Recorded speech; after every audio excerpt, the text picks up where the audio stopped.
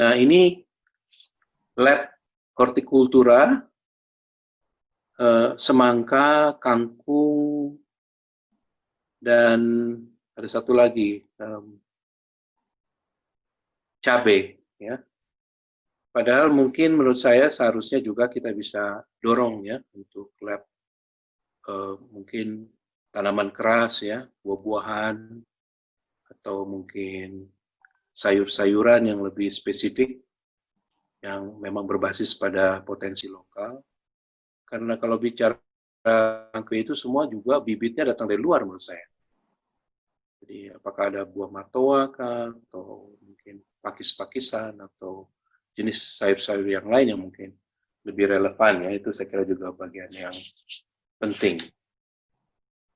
Terakhir saya masuk ke slide terakhir saja, Kakak Novel, yang terakhir saja, sudah di ujung sekali.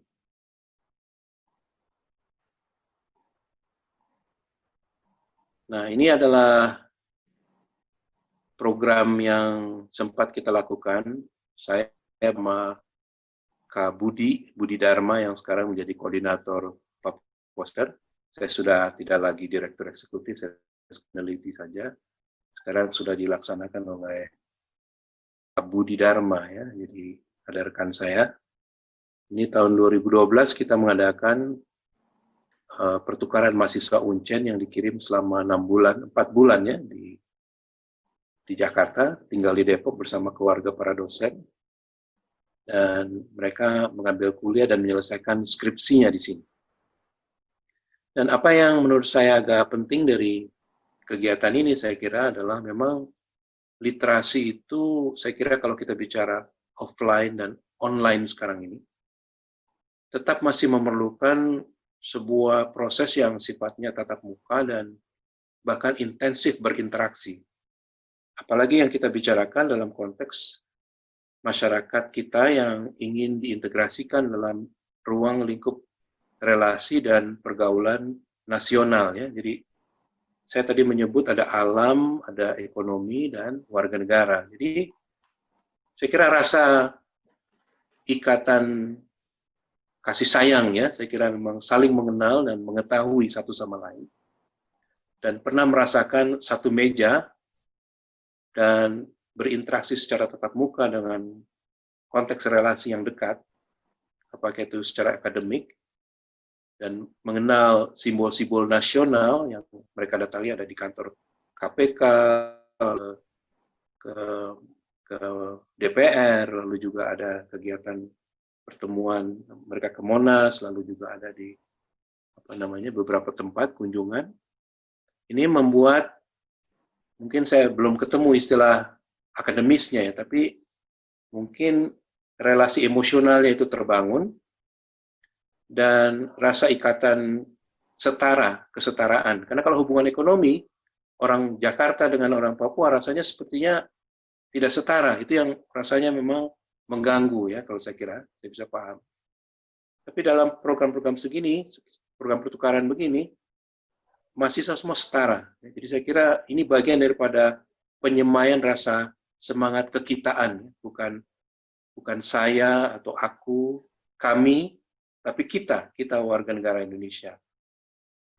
Nah, saya kira demikian.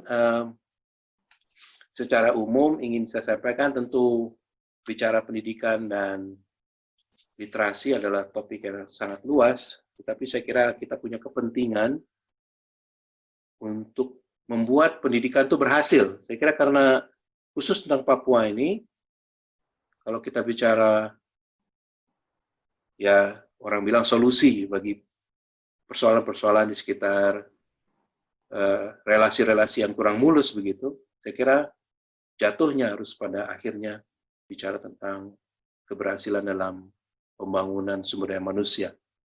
Dan itu tentu ruang lingkupnya adalah pendidikan dan literasi.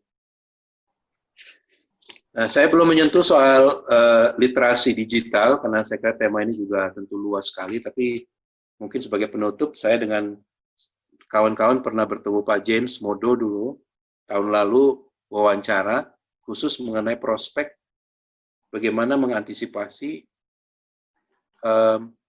beroperasinya jaringan digital backbone digital palaparing ya. Dan itu saya ikuti dalam perkembangan berita di media. Untuk jaringan wilayah timur itu masih 80%, baru 20% lagi selesai. Nah, ketika jaringan backbone digital itu lebih baik, persoalan konten menjadi penting. Ya. Dan kalau bicara konten, maka konten yang sesuai dengan ruang hidup dan budaya masyarakat kita lah yang akan menentukan ketertarikannya. Oke, baik. Saya kira salam hormat saya, Pak Christian, Pak James, teman-teman GMNI yang telah menyiapkan acara ini. Lebih dan kurangnya tentu masih banyak yang perlu kita bahas, tapi itu yang kira-kiranya bisa kami sampaikan dalam waktu singkat. Salam merdeka, salam sehat, dan sejahtera semua. Terima kasih. Terima kasih Pak Bambang, luar biasa. Salam kenal sekalian. Salam kenal Bapak, salam hormat. Pak Christian semangat itu orangnya. Saya dapat energi betul. Nanti setelah COVID baru kita jumpa. Pak Kadis hormat. Baik. Selamat.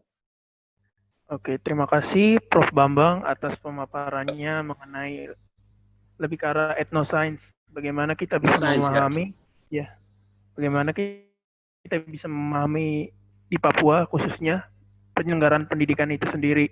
Dan terima kasih atas sharing-sharingnya, Prof. Atas kegiatan-kegiatan yang dibagikan kepada kami. Semoga kami bisa memetik apa maknanya. Oke, selanjutnya ini pembicaranya yaitu Bung Michael.